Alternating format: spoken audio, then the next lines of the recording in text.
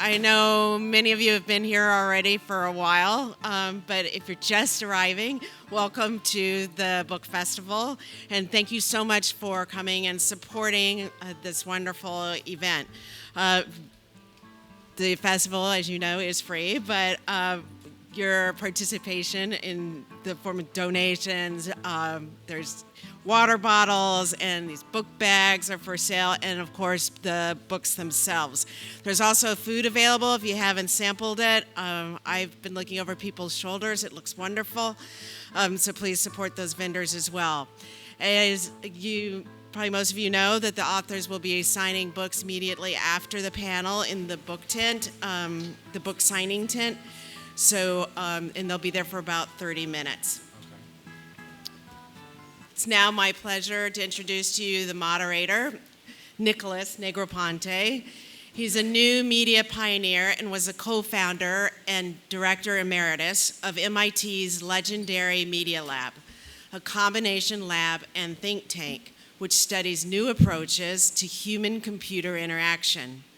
Trained as an architect, Negroponte is the driving force behind One Laptop Per Child, OLPC, a nonprofit that seeks to provide $1 billion worth of laptops to children in the developing world. He is author of the 1995 bestseller, Being Digital, and as an angel investor, he provided startup funds for more than 40 startups, including Zagat's and Wired magazine. Oh, great. I thought you were going to introduce the others as well, but I will do that with great pleasure. Thank you very much. By way of introduction that wasn't mentioned is that I am very dyslexic, so... You gotta push the button. Good. Is that working? Bring it closer. Bring it closer. Is that working? No. Okay, let's see if we can... I think he might just have to pull it up. Is it okay now? No? Yes? 1, 2, 3, 4, 5. This one's working. If you want. Yeah, mine's good. This one's Okay, so I'll just borrow this one. Is that okay? Yeah. Okay. So, and I'll move to it. So by way of introduction about myself, I'm extremely dyslexic, so I don't read very many books. And when I was asked to do this session, one of the things you should know about dyslexics is when we read every word. And we even sometimes move our fingers across the page. And I cannot tell you how much fun it was to read these 3 books. And I will introduce and then ask the speakers to speak in the order that I read the books, which may or may not be what the book festival had planned. Now, I started with Eric's because it was about civic society, and Eric has written several books. You will find in his resume a lot about civic society. And as a trained architect, even though I didn't practice it, I felt very, very close to everything that he wrote. And so Eric's work, I felt I really knew it. And before letting you speak, Eric, the next book I read was the book that Holden and Buck wrote, which was really about colleges, where I've spent all my life. I spent all my life at MIT. I went there at the age of 17, and I'm 75 today, and I've been nowhere else. I've only been at MIT, so I feel I'm in that and learned a great deal and have some from the book and have some questions that I have not told the panel what the questions are. And then lastly, Gia's book, which is the one I read the last because I knew I would have to spend the most time on it, is a subject about which I knew nothing. So I had to really read it and read it very carefully. And Gia, I have a few questions I will ask you that may or may not be expected. Eric, let's start with you, and I think the format will be the following. You take 5 minutes or less to just talk about what your book is and why it's important this moment in time.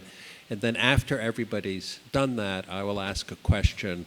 And then after that, we'll open it up to the audience. And I encourage you all to interrupt each other periodically. Ham it up, as they say, because that's what'll make it really good. What a dangerous thing to tell a bunch of authors to ham it up. We don't get to be up on stages very often. Usually we're much lower to the ground. And it's like for a reason. Exactly. We've worked a little bit on some songs that we'd like to do, but we hope you'll forgive us. Who plays the bass? Excellent. Well, okay, we got to start. We have a bassist. So the title of my book is Palaces for the People, which is a phrase that I got from Andrew Carnegie. And I'm guessing a lot of people in this room know about Andrew Carnegie. Sometimes I talk to college students and I have to try to introduce him as like Bill Gates, but 100 years ago. And, Carnegie had kind of a mixed record when it comes to human decency.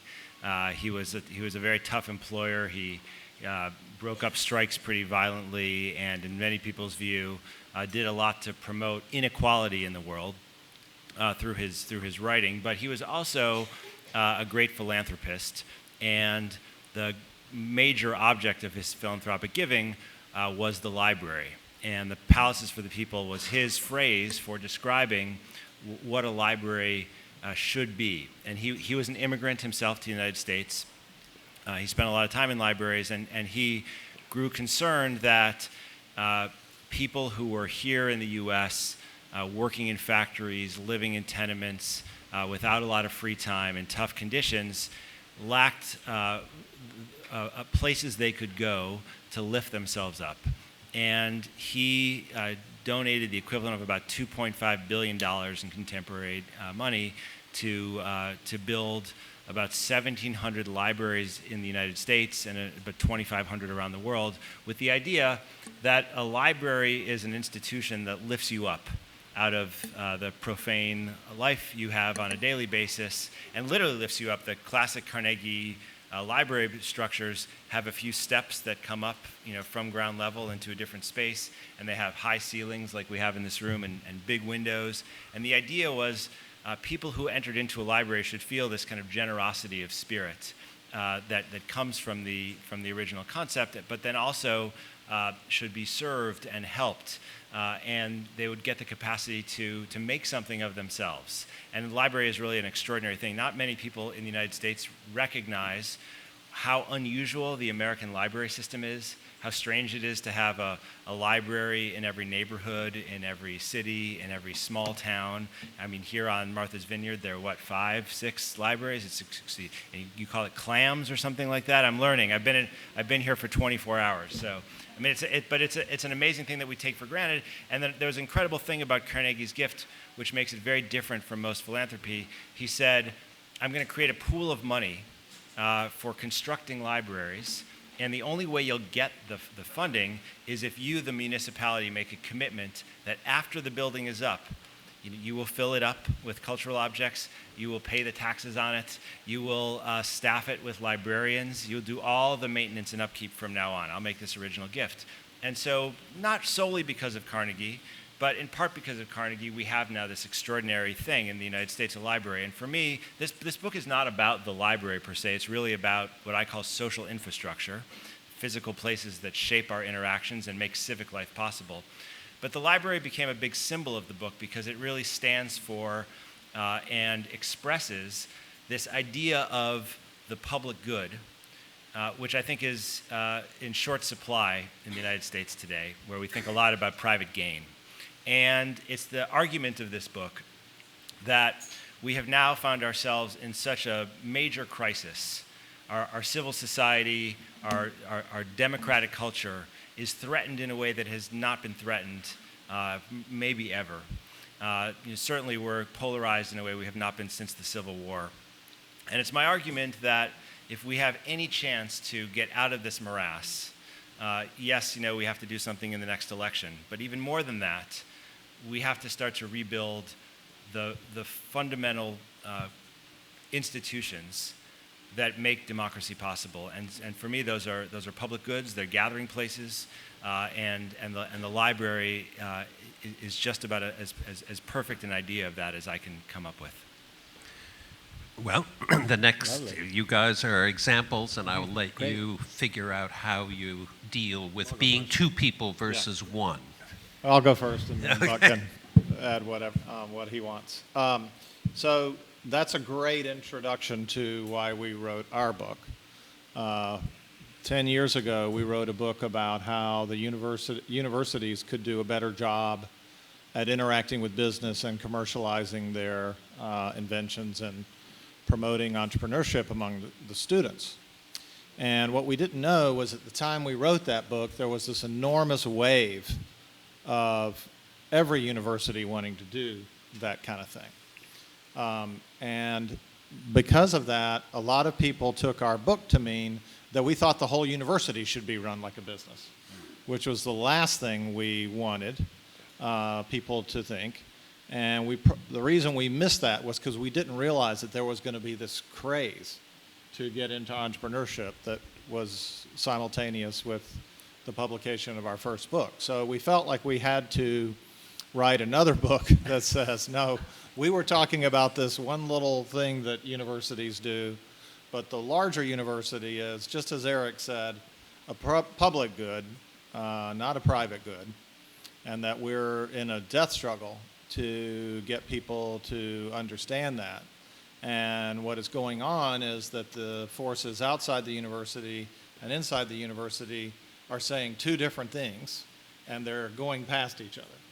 So we wrote a book to try to explain to each side what the other one was saying, so that the folks who think that the main purpose of the university is for students to get jobs and for companies to be created and for technology that saves lives to be produced could understand why the people who think that the purpose of the university is to promote critical thinking and to work on subjects and topics that aren't readily subsidized by the private sector, that these two sides could start to understand each other, because I think that a lot of the political polarization that Eric is talking about had its antecedents in this conflict that happened in the university. And then, as Nick just said, I think this is the only book that was written by two people.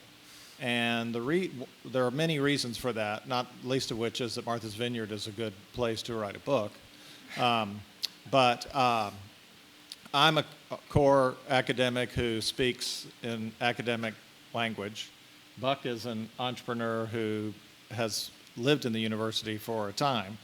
And when both of us agree on something, then we feel like we have a reasonable chance that a wide audience can understand what we're talking about. Great. I hope that worked. So the first thing I want to say is that as an author, this is the most terrifying introduction I've ever received, because when you hear someone who says they've read every word of your book, you're like ready to go right under the table and think, oh my God, on page 37, did I really say that? And it is very humbling and a little scary when the moderator said they've read every word of your book. It's not necessarily what you were hoping for. The other thing I want to say, just introduction, and I've just told Nick this, but I want to do this publicly because it's so important. I just came from the memoir panel, and it caused me to realize that Nick's work in the late 70s and 80s was so influential for those of us who were in the information business. I was in the information business, and back in the day, we were selling information, people were paying for it. And it was a convergence of a few things, but very much what Nick's work was doing. I woke up one day and said, oh my God, people aren't going to pay for information anymore. And we sold our business. And I said, maybe someone smarter than me is going to be able to figure out what to do, but I don't know what to do. As it turned out, I don't think I would have known what to do, because there are many people smarter than me, huge publishers of newspapers and everything else, who didn't figure that out. And Nick was writing about this and talking about this way before anyone else. So thank you very much. And I think my wife and family thanks you too. It was very, very important. So the one thing I want to add to what Holden said, and I want to be short because I think it's important, we really want to hear from you, especially about this topic, because probably half the audience works in higher education. Three important trends sort of drove our work in higher calling. Demographics, arithmetic, and technology. So the demographics are the college students that we all imagine aren't the college students of today. The average student's 25 or 26. A third of them are married. Over half of them don't live on campus. This ideal of that you have in your head, or maybe that your kid or grandkid, is not the typical college student. They're changing dramatically, and the fact is the institutions are all set up to serve those people that aren't here anymore. And the demand is a very different kind of person. The arithmetic is that over half the institutions have an unsustainable business model. Over half the colleges and universities in this country have an unsustainable business model. And so there's got to be, they aren't going to change voluntarily, but don't worry. There's going to be plenty of reason for them to change, even if they don't want to, because it's coming and they're going to be challenged. And the third thing is the technology, and we're going to be hearing from someone who knows a lot about technology and writes about it for the New Yorker, but has turned higher education from pretty much a monopoly situation to a commodity. And the competition is no longer other colleges and universities. It's YouTube, and it's TEDx, and it's all the things that Nick predicted would happen are actually happening, and suddenly the way we learn has changed dramatically. I mean, you want to learn something right now, you go to YouTube and learn how to tie a bow tie or make pasta or whatever. And so hugely dramatic changes, and universities, the ones that respond, will survive, and many of them won't. Well, everybody's introduced you, Gia. So I work for the New Yorker. I'm a staff writer there, and I woke up, I'm sure like many of us did, the morning after the election, just with a deep understanding of how I had like the media had failed in so many ways, but I started thinking about this feeling of like total moral certainty that I'd had in the months leading up to it, and how quickly it had vanished, and how the internet, which is like increasingly the organ through which all of our politics, culture, everything is routed through, how there was this thing on the internet where you could know an unlimited amount of information about anything, but correspondingly, you would often have a feeling that you could do less than ever.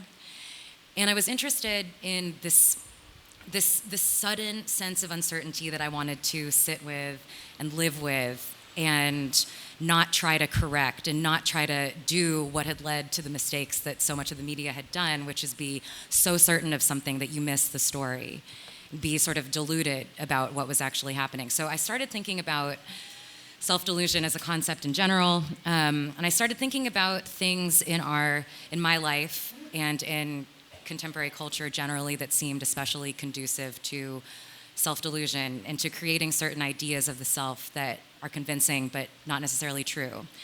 And so one, like the most sort of overarching example was back to the internet, because again, like at the New Yorker, it also has been dawning over me over the last few years that the internet is such an inextricable part of nearly every story now, right? Like technology, it is just the central mechanism through which almost everything is routed. And one thing about the internet is that its primary economic model is based on selling and reselling. It's based on the commodification of the self, right? Its architecture is primarily that of social networks or companies that kind of position personal identity, your profile, as the center of the universe, and all the other companies just resell that data. And it seemed to me that within the system of the internet, there was both a mandate to understand yourself in a really granular way, and also that was kind of an impossibility. Like the more that the internet systems required and sort of commodified an understanding of self, it seemed like the harder it would be to really understand yourself honestly. And then there were all these other situations. And so there are 9 essays in my book, and that is one of them. And it was sort of animated by also a more basic question than that, which was the internet used to seem fun and generative and like nice, and now I think it's a truism that it's awful. And I was like, how did that happen? And I was trying to answer that for myself. There are other things, like I grew up in Texas.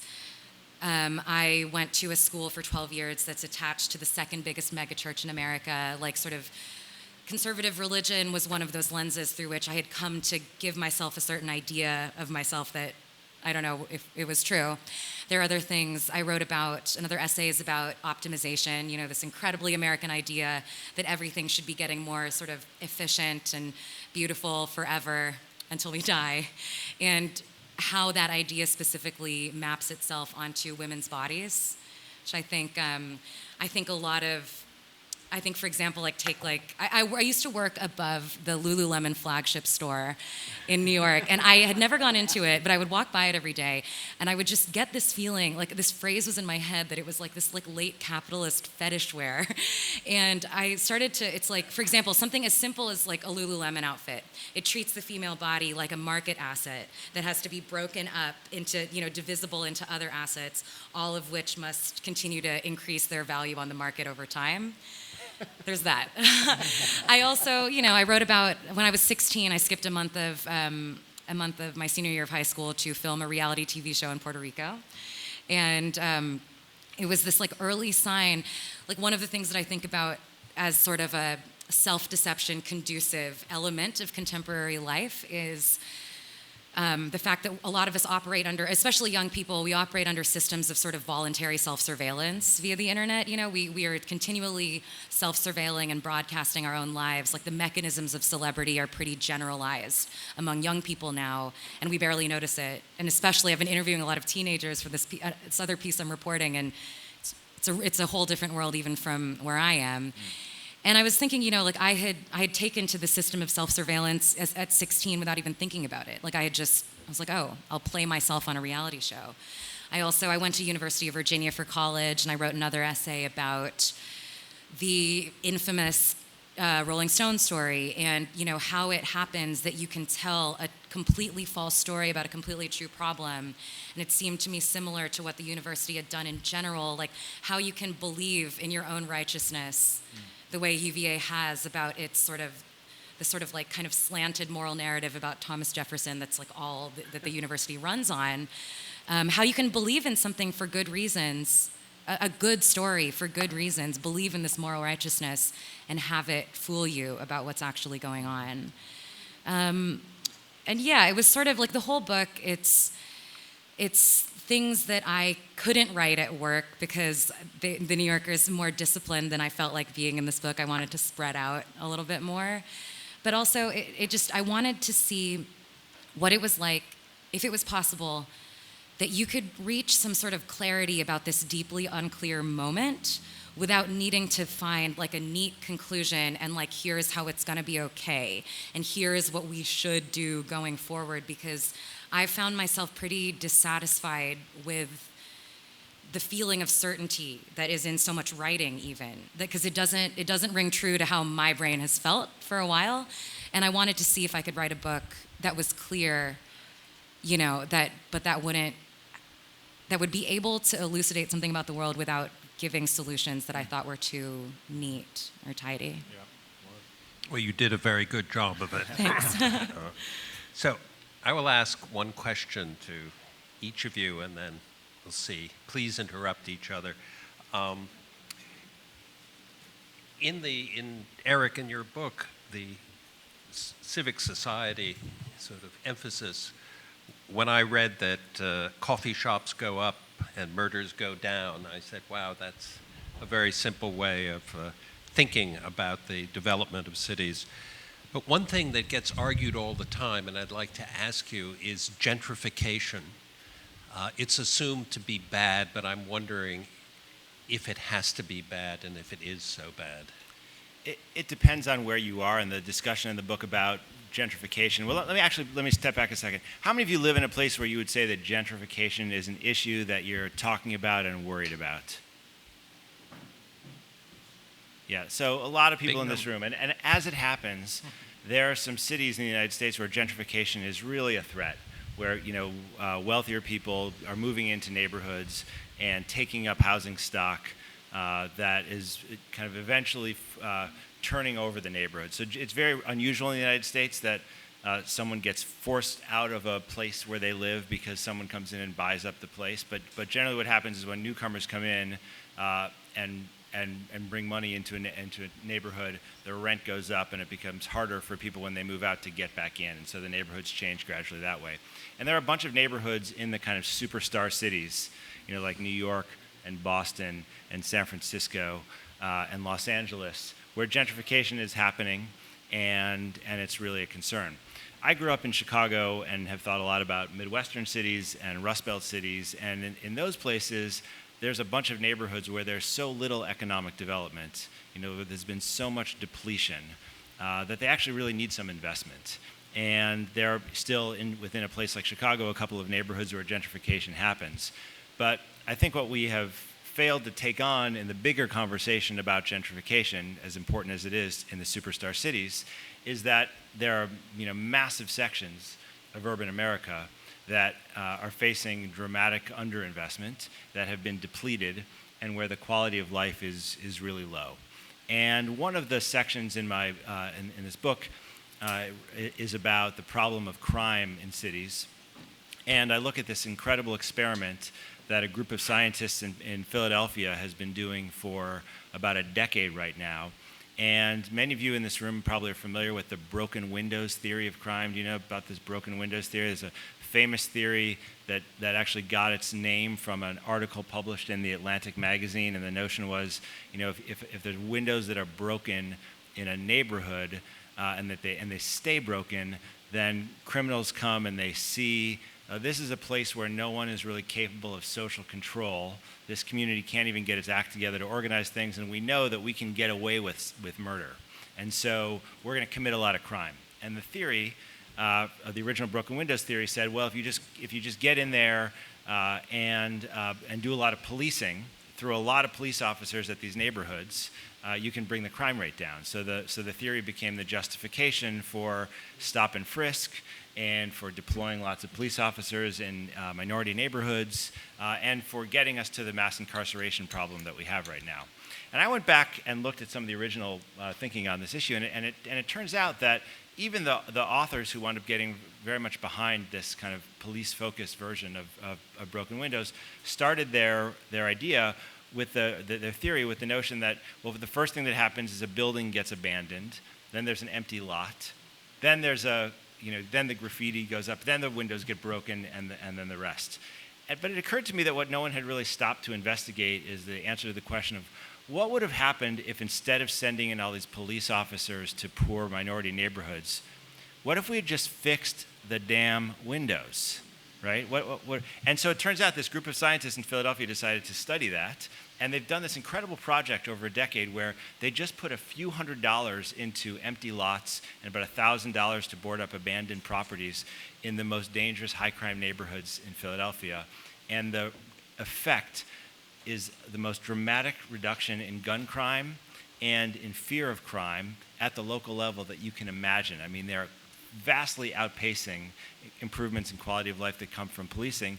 And now, Mayor Pete Buttigieg in South Bend, Indiana, is you probably heard of this guy. Do you know about Mayor Pete? He's getting big now. So he's experimenting with this in South Bend, and it's one of the ideas that says, if we yes, gentrification, but if we can think about the dynamics that are really unfolding in the communities where most Americans live and look for simple interventions that can make a difference. Sorry, Gia, for getting all, problem solving here. No, I think that's exactly appropriate for things like that. Yeah. But if we do that, we can actually do some good. And to engage you on this, I think it's true that kind of bloviating about the state of the world doesn't get us very far. But my book is really committed to this task of looking around at cities and communities around the world that have tried to solve the most immediate and urgent problems, with very specific things. And I try to seize on the things that have worked really well. Because it seems to me that this is a time when we've all gotten really good about complaining about how awful the situation is. But if you're like me, maybe you're feeling at this point like it's not getting us very far to complain. I do think we need some kind of program. I think we need some things to believe in. I think we need to find some common project that gives us a sense of collective good. And if we can't do that, I don't see how civil society reawakens. Thank you. So my one question to both of you about higher callings is a question that's come up because of the election in front of us, and that is, should college be free? And I will sort of give you as background my belief that it should be, and what I regret that does not happen is the various people who have advocated that have failed to advocate a much gentler and much more acceptable idea, and that is to create a 13th grade, and then a 14th grade, and then eventually a 15th and 16th. Because when I hear people say, well, I don't want poor people to pay for my kids' education, or, why should that happen? And yet those same people are very happy to have their kid go to the 12th grade in a public school where the poor people are paying for their education anywhere as much as they would be paying for college. So I come with a very specific point of view when I ask the question, but you guys must know. Yeah, so of course we think about this a lot and we talk around it in the book. The whole notion of free college as a political idea was not nearly as well developed when we wrote our book as it is now.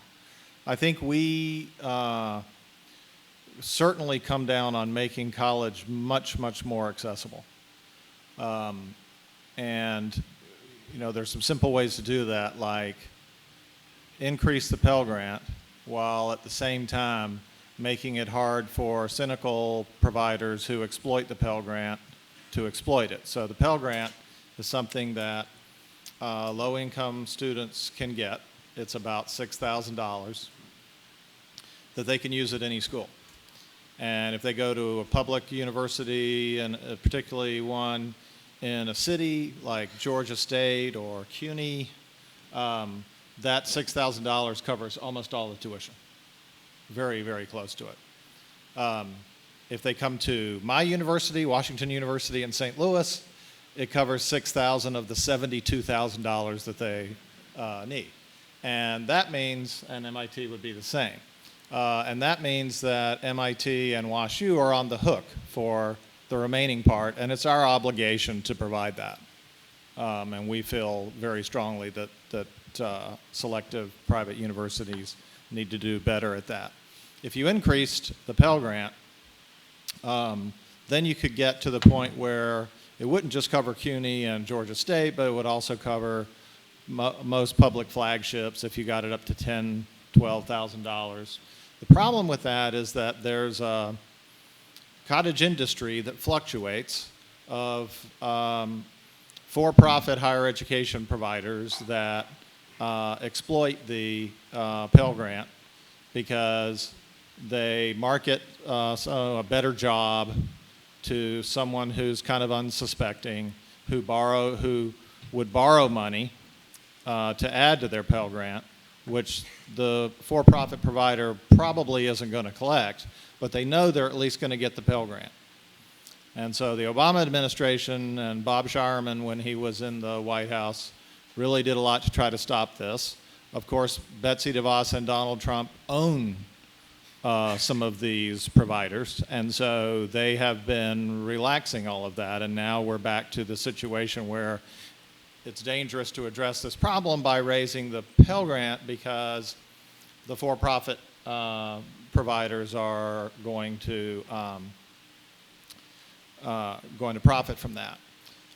So, our view is the federal government should do more in financial aid, the schools should do more in financial aid, and if everybody was doing that the way they should and the way they're obligated to, then this notion of free college wouldn't have the kind of traction that it has, because we wouldn't be stimulating this high degree of borrowing. That is the main reason why it polls well to talk about free college is that there's $1.5 trillion in student debt out there. And that student debt wouldn't have to be there if all the schools, including mine, which hasn't done enough and needs to do more, were doing everything they should to make college accessible. So I'm going to give my time to you guys. Free college is really a hugely important issue.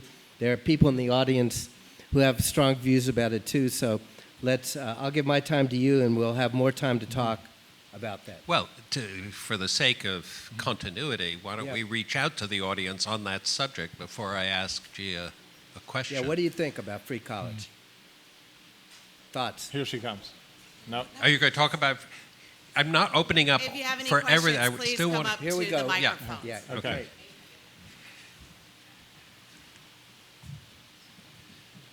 I'm a very proud New Yorker. I live 12 blocks from the hospital I was born in.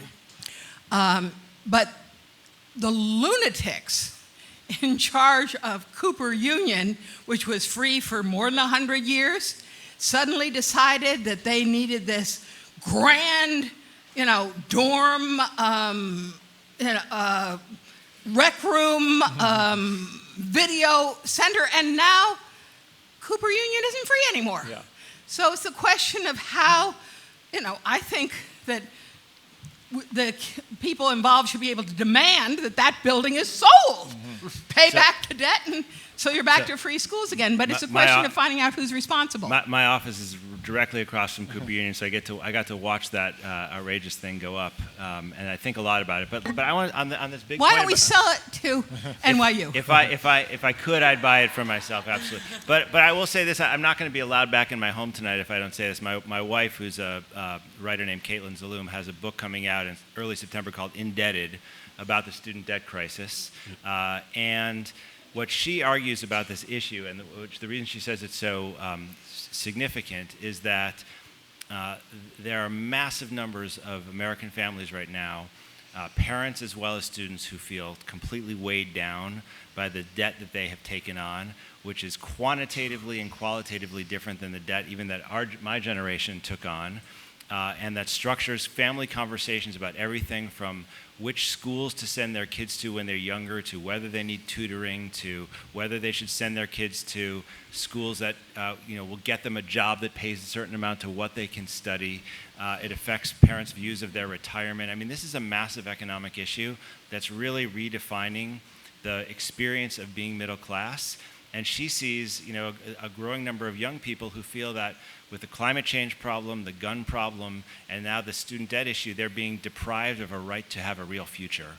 And for what she writes about in this book is everyone over 30 basically who said to younger people, you're on your own, and we're going to leave you way behind the starting line. And I think the reason that it has so much traction is because so many Americans are living inside of this problem every day. Yeah, and it's a moral failure on the part of the institutions.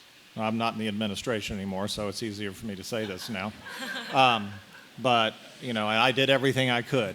But it is pushing the boulder up the hill, because apropos of the Cooper Union thing, the problem is that the MIT and NYU and WashU and UVA and North Carolina are all trying to climb up in some abstract way. And so we're spending money to try to do that. And so Cooper Union wants to move up so that they're competitive with RISD and Carnegie Mellon and whoever it is they compete with. So they decide to start charging tuition instead of being who they are. And we have a whole chapter in our book about how important it is for colleges to stop looking at these other schools that they're trying to emulate and start trying to be themselves. Well, let's just take these two questions and then go back. Come on tomorrow, Wait, and we'll talk to you more about that. Yeah. Please. Or I'll go to this side of the room. Okay. Hi, my name is Phil Zweig. I'm a journalist and author, and more recently patient advocate. And Can you briefly, put your mic down? We can't hear you. Put the Talk mic into down. the mic, yeah. I'm a journalist, author, more recently patient advocate, summer resident here, and briefly a student at University of North Carolina in Chapel Hill. Your book titled Higher Calling. In this project that I'm working on with about 140 healthcare practitioners, mostly physicians, to address the real root cause of drug shortages and skyrocketing prices.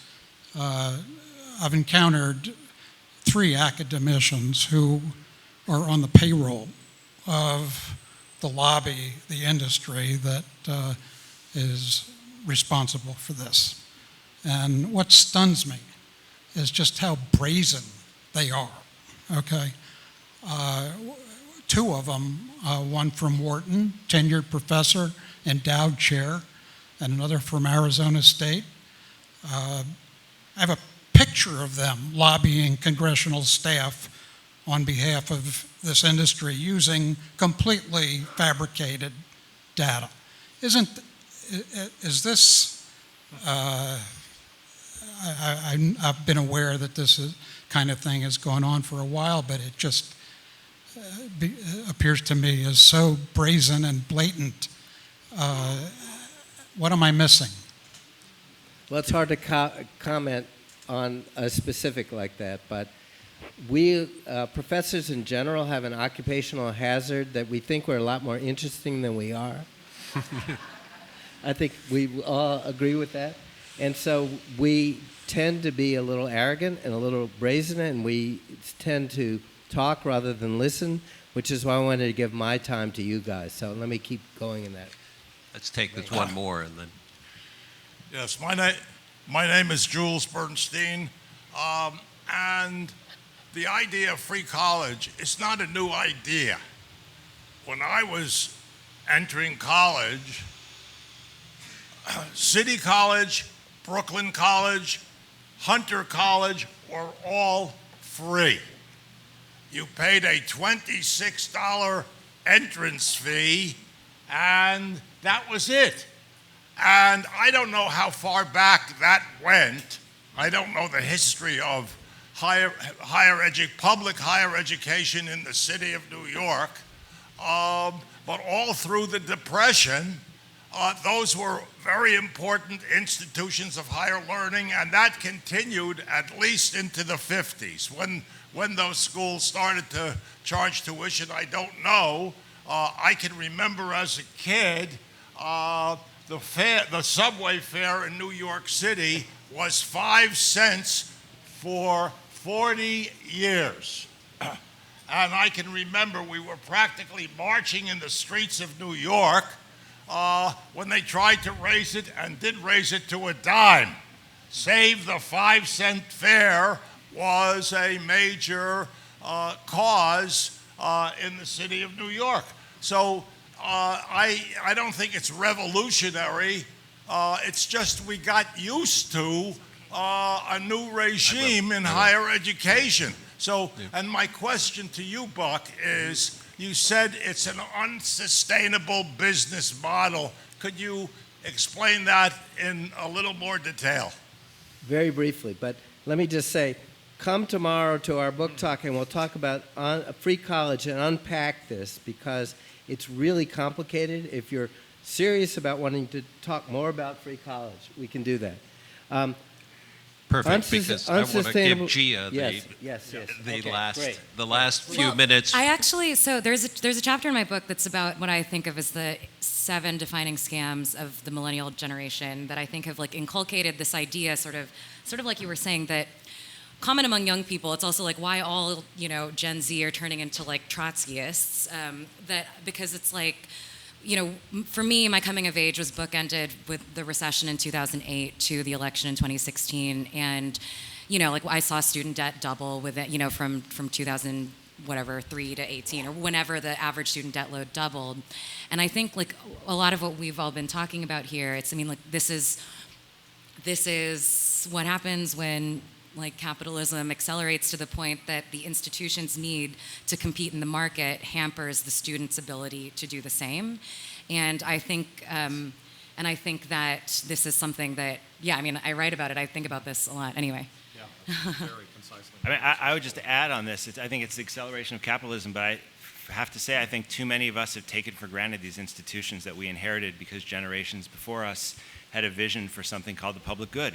So whether it's the library, which I write about, or the public university, or the public transit system, or the parks like Central Park and others that we congregate in, we once upon a time came up with this idea that if we wanted to build a good society, the way to do that was to invest in these physical places and institutions that would generate opportunities for everyone in a democratic and accessible way. And it's not merely that capitalism has rammed over that, which it has. I think it's also that too many of us have just decided like that all those things are part of the natural world and we get them by birthright. And I think what we're experiencing right now is a moment in which there's a real reckoning. And the very democratic society that we have taken for granted is at risk. And clearly capitalism is not coming up with the solutions to these problems. It needs to be opposed and reined in. And so whether it's free public education or whether it's a library or other kinds of institutions, what clearly we need to try to do is seize back some meaningful idea about what the good society is, about what it means to have social security, about what it means to create opportunities and what it means to invest in each other, right? And I think that runs through every one of the books that we have up here. And this is, I can't think of a more urgent challenge for us than this. Good, okay. So, yeah, great. Well done. So, Gia, I have a question. Okay. So, this all sounds really high-minded and thoughtful, but your readership, are they thinking about this kind of stuff? What do you think of as my readership? What do you assume it is? Well, I don't know. You tell me. What's your readership? I mean, honestly, I work for the New Yorker. Yeah, I know. So I'm not writing exclusively to communist teenagers who are my core audience, I would that's say. why I asked the question. No, I mean, I think that one of the reasons I like journalism is because it gives you an excuse to walk into any situation and ask people the most direct questions you possibly can. And one of the reasons, so I am on the sort of young person beat at the New Yorker. Like I wrote about like vaping and like, you know what I mean? Like I tend to also gravitate towards pieces about young people, especially college students, because I think that they are they are not written about well in the media. Like people don't understand.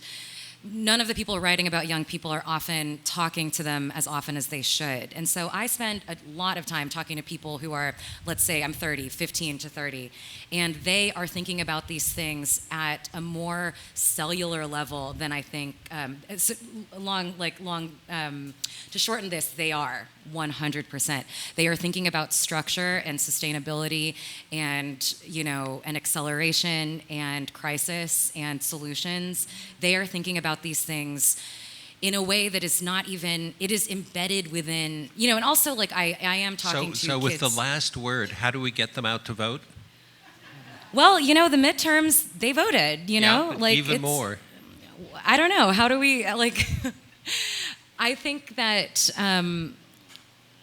we fucking register them. Like, but I think, they're coming out. They're already doing it. And I think it's like, I think we would all be mistaken to underestimate the seriousness with which, and as with all non-voters, the reasons that people might think that our structures are so entrenched that voting is not going to change them, that is just as important as registering them to vote. By the way, look at the young women in Congress right now and the way that they've been treated by some of the more senior members in Congress, which, for me, if you want to recognize and support this rising voice that's trying to change American life, you do not treat these sensational young women the way that the senior leadership within the Democratic Party, not just the Republican in Africa Party. together right now. Yeah. So anyway, I want to before the panel ends, I want to say personally how excited I am to read your book and how I consider myself in your readership, old as I am, and I think this is a very exciting time, as scary as it is, and if we're going to get through it, it's going to be because the young people that Gia writes about are going to lead us there. Well, on that note, we'll end on the dime. Thank you. On that note, please join us in the Menemsha tent, and books are available for sale, and our authors will be there signing. So thank you very much.